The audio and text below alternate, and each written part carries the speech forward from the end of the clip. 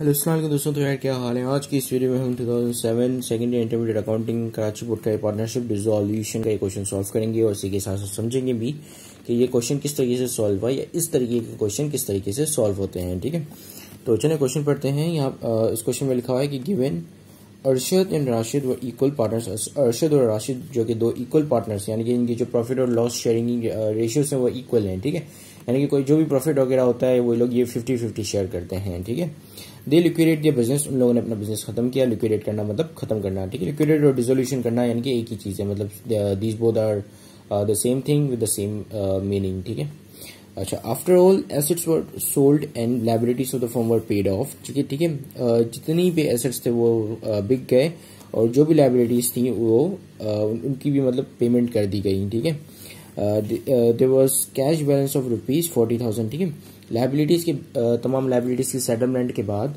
और तमाम एसेट की सोल्ड होने के बाद इनके पास कुछ कैश बैलेंस था 40,000 का। ठीक है, फिर लिखा हुआ कि the capital balances of partners before dividing profit and loss on realisation वर। ठीक है, अच्छा प्रॉफिट, अच्छा इनका कैपिटल यहाँ पे आपके पास गिवन है। ठीक है, प्रॉफिट और लॉस के डिस्ट्रीब्यूट होने के बाद का कैपिटल। ठीक है, अरशद का जो है 30,000 है और राशिद का 20,000 है। ठीक है, अब सबसे पहले हमने लिक्विडेशन समरी बनानी है, फिर अपने जर्नल एंट्री देनी है distribution of profit and loss को रिकॉर्ड करने के लिए, और फिर हमने जर्नल एंट्री देनी है जो है डिस्ट्रीब्यूशन ऑफ कैश के लिए, फिर हमने पार्टनर्स के कैपिटल अकाउंट को जो है रिफ्लेक्ट करना, मतलब टी अकाउंट बनाना है इनका। ठीक है, तो चलिए स्टार्ट करते हैं हमारी समरी से। अच्छा, तो ये जो है हम profit and loss distribution summary, I mean statement नहीं बना रहे, ये हम क्या बना रहे, पार्टनरशिप लिक्विडेशन समरी। ठीक है, जहाँ पे हम दिखा रहे होते हैं कि जो जितना कैश था, जो तमाम एसेट जब बिक गए आपके, तमाम लायबिलिटीज आपकी जो सेटलमेंट हो गई, आपने तमाम लायबिलिटीज अपनी पेमेंट कर दी, लायबिलिटीज के उधार जो भी था आपके पास आपने तमाम उधार वापस कर दिया।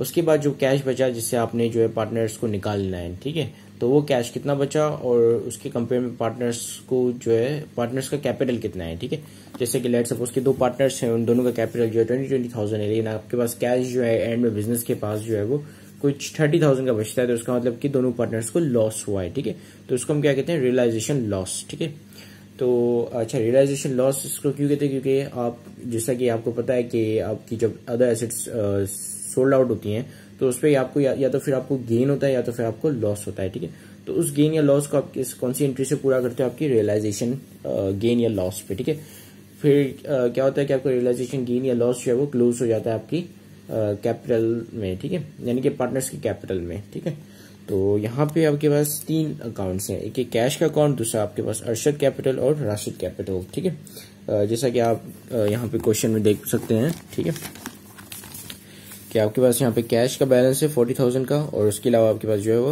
अरशद का कैपिटल है और जो है राशिद का कैपिटल है। ठीक है, एसेट्स वगैरह सब कुछ सोल्ड हो गए, तो ये हमने सोल्ड वगैरह करने की कोई भी जरूरत नहीं है। ठीक है, लायबिलिटीज भी पूरी हो गई हैं, पेड कर दी सारी लायबिलिटी, तो इसको भी जो है वो करने की जरूरत नहीं है, मतलब पेमेंट करने की या इसकी जर्नल एंट्री बनाने की जरूरत नहीं है। ठीक है, क्योंकि ये भी पेड ऑफ हो गई है सब कुछ, तो खाली हमने समरी बनानी है और समरी में हमने ये दिखाना है कि इन पार्टनर्स को हमने किस तरीके से रिटायर निकाल लिया। ठीक है, फॉर्म किस तरीके से लिक्विडेट किया या इसका कैपिटल किस तरीके से खत्म किया। ठीक है, तो हम पहले बैलेंसेस लिख लेते हैं कि बैलेंस कितना है आपके पास, तो यहाँ पे हम लिखेंगे बैलेंसेस।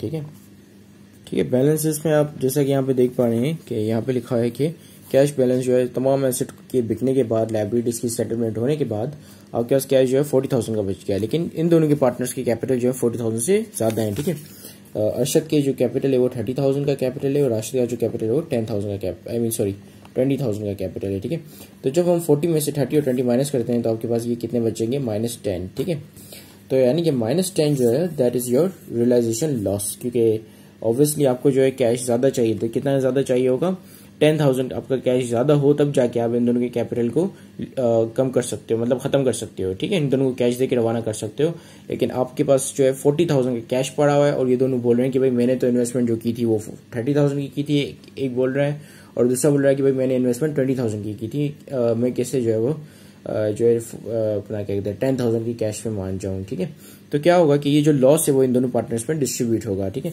तो इसको हम क्या बोलेंगे, रियलाइजेशन लॉस या loss on realisation of assets. ठीक ठीक है। अब 10,000 का लॉस है और ये जो दोनों पार्टनर्स है वो क्या है, इक्वल पार्टनर्स, ठीक है, लिखा हुआ है यहाँ पे इक्वल पार्टनर्स, ठीक है। तो मतलब कि ये दोनों इक्वली जो है लॉस की भरपाई करेंगे, ठीक है। तो यानी कि 10,000 है तो 5,000 जो है अर्शद देगा, ठीक है, और 5,000 जो है राशिद देगा, ठीक है। तो ये इनके बैलेंसेस कितने हो जाएंगे अब इनके बैलेंसेस हो गए, एक क्या यहाँ पे जो इसका हो गया 25,000 और यहाँ पे इसका बैलेंस हो गया 15,000, ठीक है।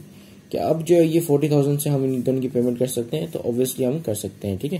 तो इन दोनों को कितने देने थे, 25 देने थे और एक इसको जो है 15,000 देने थे, ठीक है। तो 40,000 जो है वो हमने यहाँ पे इसको यहाँ पे देखते हैं डिस्ट्रीब्यूशन ऑफ कैश, ठीक है। 40,000 जो है हमने यहाँ पे क्या कहते हैं इसको माइनस में लिख लिया, ठीक है, ये डिस्ट्रीब्यूट कर दिया, ठीक है। 40,000 जो है कैश ये डिस्ट्रीब्यूट कर दिया, 25,000 इसको दिए और 15,000 इसको दे दिए, ठीक है। तो ये दोनों भी माइनस में आ जाएंगे और इन दोनों का जो बैलेंसेस है वो ख़त्म हो जाएगा, ठीक है। तो यहाँ पे भी जो 0 बचा, यहाँ पे भी 0, यहाँ पे भी 0, ठीक है। तो इसी के साथ ही ये हमारी समरी जो है वो कंप्लीट हो गई, ठीक है। अब हमने जो है जर्नल एंट्री बनानी है और वहाँ पे रिकॉर्ड करना है इसी को ही, ठीक है। पहले हमने जो है रियलाइजेशन को मतलब जो इन दोनों जैसे रियलाइजेशन को कंपनसेट किया तो पहले हम उसकी भी एंट्री बनाएंगे। इसके अलावा जो है हम इनको जो कैश दे के रवाना किया उसकी भी एंट्री बनाएंगे, ठीक है।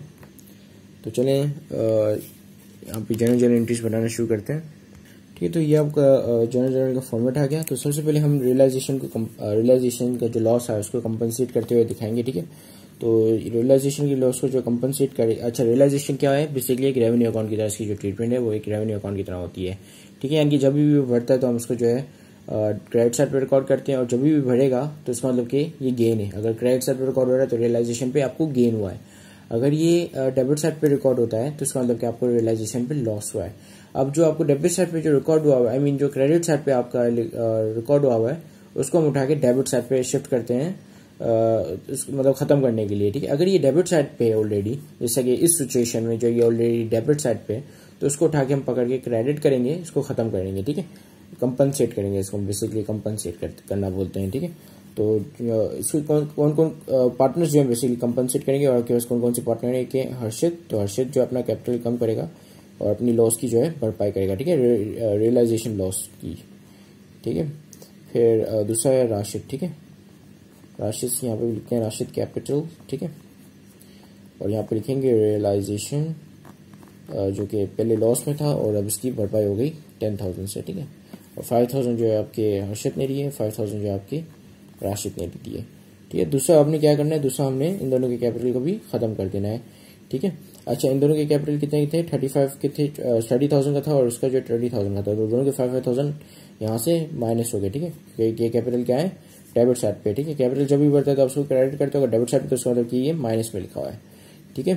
तो ये दोनों इससे जो माइनस हो गए तो आपके दोनों पार्टनर से जो कैपिटल है वो कम हो गए पहले से, ठीक है। तो अब जो है कम होके कितने हो जाएंगे, एक का जो है 25,000 हो जाएगा और एक का 15,000 हो जाएगा, ठीक है। तो इन दोनों के कैपिटल को भी हम यहाँ पे खत्म कर देंगे, जो बच्चे कुछ कैपिटल थे, ठीक है, हर्षित कैपिटल और राशिद कैपिटल, ठीक है। कितने कितने बचे हुए थे, एक का जो है 25,000 का बचा हुआ था और दूसरे का 15,000 का, ठीक है। तो उनको कैश देके रवाना कर दिया, तो पार्टनर और ये जो फॉर्म भी है वो भी डिसोल्यूट हो गया, ठीक है। कितना कैश दिया, 40,000 का, जितने का आपके पास ऑलरेडी पड़ा हुआ था, ठीक है। तो यहाँ तक जो आपकी जर्नल एंट्रीज और समरी बन गई, ठीक है। अच्छा अब जो है हम टी अकाउंट्स बनाएंगे और टी अकाउंट जो है काफ़ी सिंपल होते हैं, ठीक है। मैं जो है सिर्फ हर्षद की कैपिटल का टी अकाउंट बना रहा हूँ और वो भी मैं जो है अच्छा यहाँ पे मेरे पास जगह नहीं है तो मैं आपको सिंपल यहाँ पे बना के दिखा देता हूँ कि किस तरीके से बनेगा, ठीक है। समझिए कि यहाँ पे लिखा है कि हर्षद कैपिटल, ठीक है।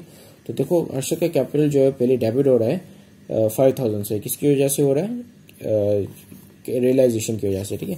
तो रियलाइजेशन यहाँ पे लिखोगे आप रियलाइजेशन और यहाँ पे हर्षद का कैपिटल जो है डेबिट कर दोगे 5,000 से, ठीक है। फिर हर्षद का कैपिटल जो डेबिट हो रहा है किसकी वजह से, कैश की वजह से, ठीक है। तो कैश यहाँ पे लिखकर फिर से जो हर्षद का कैपिटल आप डेबिट कर दोगे कितने से, 25,000 से, ठीक है। तो यहाँ पे आप लिखोगे 25,000, अब इन दोनों का टोटल कर लोगे तो कितने हो गए आपके 30,000, ठीक है। और 30,000 आप यहाँ पे जो है कैरी फॉरवर्ड कर दोगे तो यहाँ पे अभी आ जाएंगे आपके 30,000 और यहाँ पे भी बैलेंस हो जाएगा आपका 30,000 का, ठीक है। तो अच्छा, अब जो ये मैंने एक आपको ये टी अकाउंट बना के दिखा दिया, तो दूसरा आप इजीली आप खुद बना सकते हो। So this is it, thank you very much for watching this video, have a great day and अल्लाह हाफिज़।